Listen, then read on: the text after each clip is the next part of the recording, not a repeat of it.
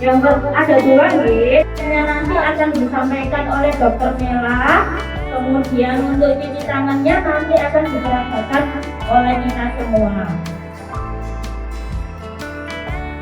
Monggo sambil makan sambil minum dilihat dulu materi yang dibagikan. Kemudian ada absensi ya, mohon dibantu untuk absensinya.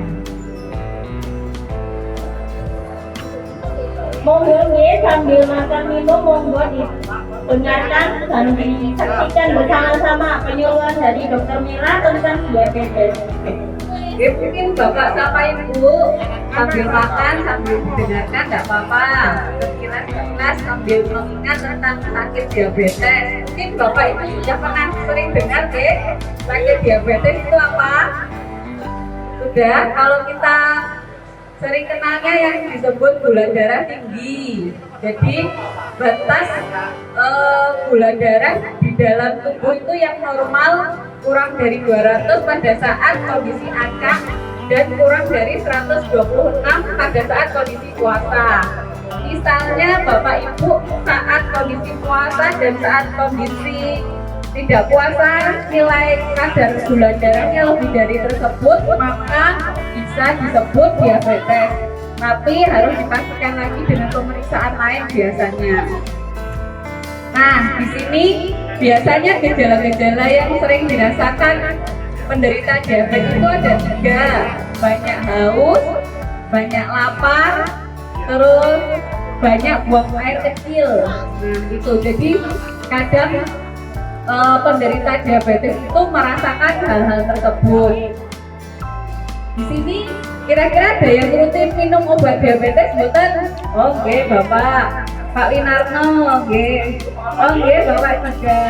Oke, jadi kalau sudah rutin minum obat diabetes itu sudah bagus dipertahankan sambil dilanjutkan dengan aktivitas fisik ataupun mengatur pola makan supaya gula darahnya selalu terkontrol.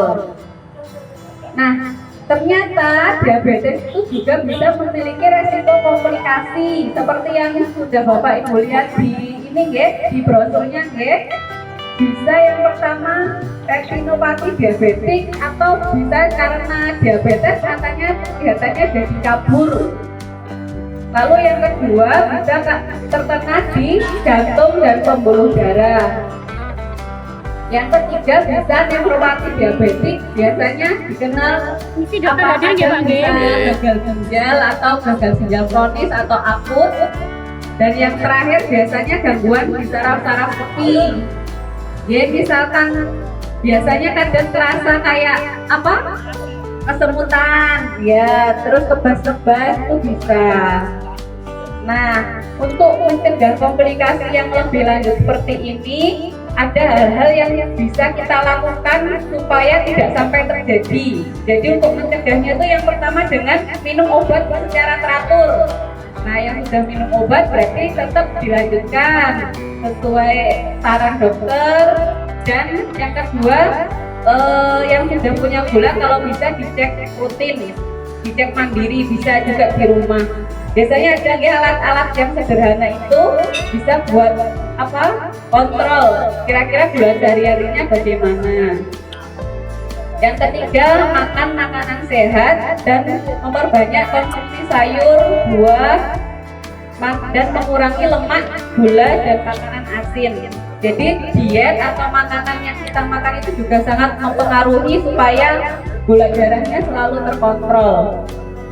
Lalu yang selanjutnya melakukan aktivitas fisik secara teratur. Jadi Bapak Ibu ini sudah keren sekali nih, tiap Jumat sudah ada aktivitas fisik rutin, lifting-kum, senam ini juga membantu untuk mencegah komplikasi diabetes yang lebih lanjut. Lalu jadi kalau orang dengan diabetes itu kan tentang terkena luka dan itu lukanya sulit sembuh. Jadi diusahakan kaki atau tangannya itu tidak terkena luka seperti itu. Lalu yang selanjutnya memeriksakan mata secara teratur ya. Dari tadi kan komplikasinya bisa ke mata, jadi bisa kontrol untuk penglihatannya secara teratur.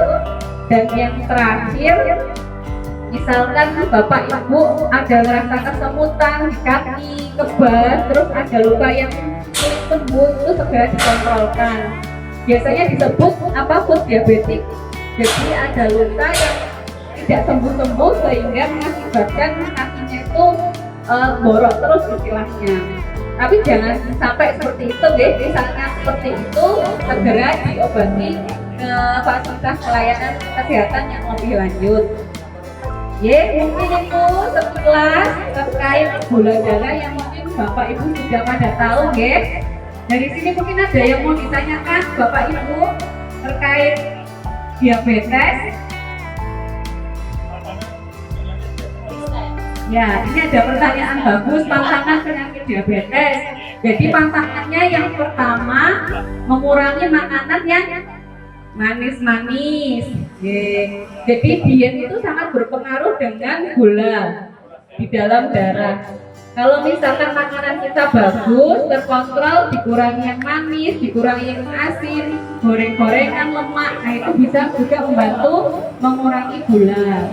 Terus yang kedua, penderita diabetes yang sudah divonis diabetes misalkan dan sudah diberi obat harus berobat secara teratur. Nah, jadi obatnya itu memang harus diminum setiap hari dan sepanjang hidup. Jadi Bapak Ibu harus laten, harus sabar. Misalkan nanti dalam perkembangannya ada perbaikan, biasanya dokter itu bisa mengurangi obat atau bisa mengganti obat yang membuat Bapak Ibu lebih nyaman.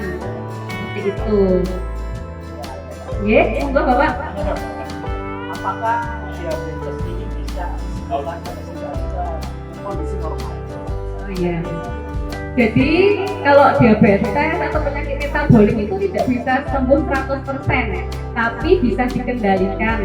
Ya, jadi misalkan sudah ada diabetes, gulanya itu tidak bisa seperti orang normal bisa, tapi bisa dikendalikan supaya selalu normal. Nah, mengendalikannya itu bisa dengan obat, bisa dengan olahraga, seperti itu.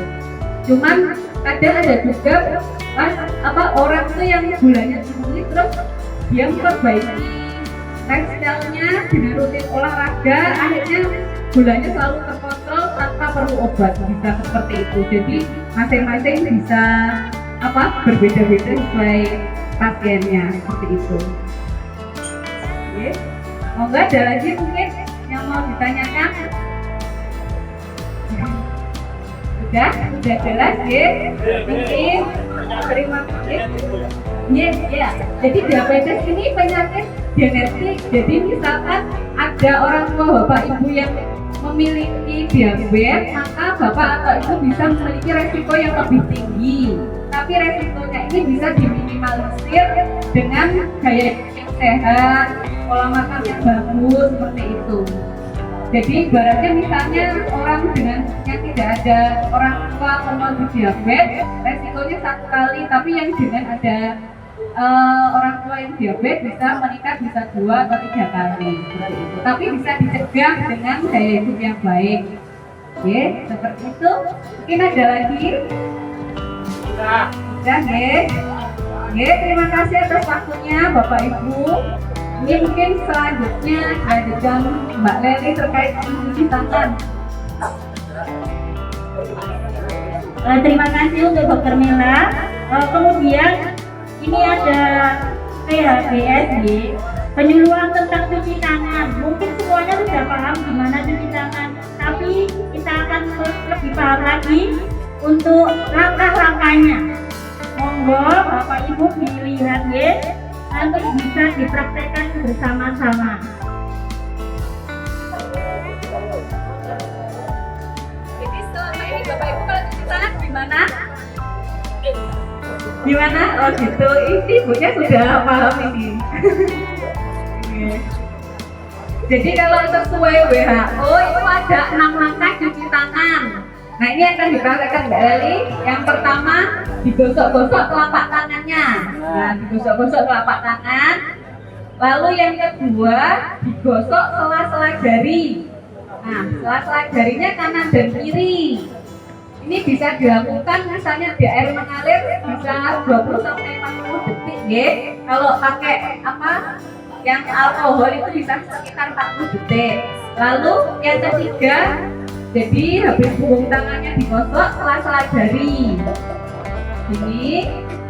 Lalu yang keempat, dikaitkan jarinya kanan kiri, dikunci. Nah, gitu. Lalu yang kelima, jempol. Ya, jadi jempolnya dibersihkan gini. Kanan kiri, semuanya rata kanan kiri, dan yang terakhir ini ujung-ujung jari. Ya, kukunya diputar-putar kanan dan kiri. Nah, ini tujuannya apa? Biar kuman-kuman yang di tangan ini rontok semua keseluruhan, karena gerakannya menyeluruh di seluruh bagian tangan, tidak hanya gosok-gosok gini saja. Jadi lebih efektif untuk mencuci tangan. Nah, mungkin biar lebih lengket ya, bisa praktek bareng-bareng ya. Bisa? Bisa minta tolong berdiri Bapak Ibu, kita putarkan lagu biar lebih semangat buat senang cuci tangannya.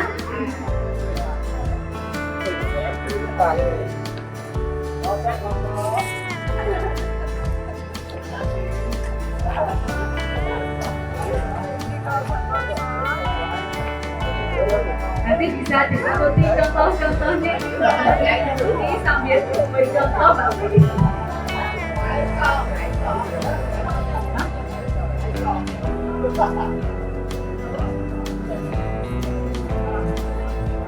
Mungkin yang pertama tanpa lagu dulu ya. Ayo kita coba Mbak Betty dan teman-teman dicontohkan. Ya, 1, 2, 3. Step pertama, gosok telapak tangan kanan kiri. Ya, sekitar 20-40 detik. Lalu yang kedua, gosok punggung tangan. Punggung tangan kena ke sela-sela jari. Ya, kanan kiri gantian. Jadi kanan dulu, lalu yang kiri dulu. Lalu yang ketiga, gosok sela-sela jari. Sela-sela jari secara umum. Ya, kanan kiri. Lalu yang keempat, kunci tangannya. Kunci kayak gini. Ya. Kunci tangannya kanan kiri digosok. Lalu yang kelima, jempol ini putar-putar kanan kiri ya. Dan yang terakhir, ujung-ujung kuku ya, diputar-putar kanan kiri ya. Nah, kalau pakai air bersih yang mengalir, setelah pakai sabun itu diguyur dengan air. Kalau pakai alkohol nggak perlu, nanti mengalir sendiri. Ya, mau praktek lagi dengan lagu mungkin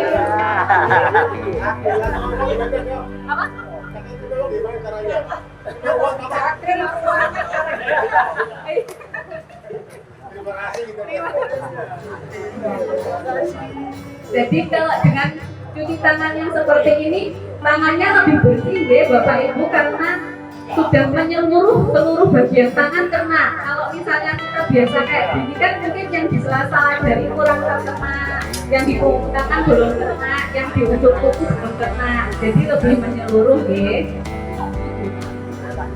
Oh iya, jadi idealnya kalau misalnya cuci tangan seperti itu tidak ada kayak perhiasan atau jam tangan atau gelang yang ada di tangan kita.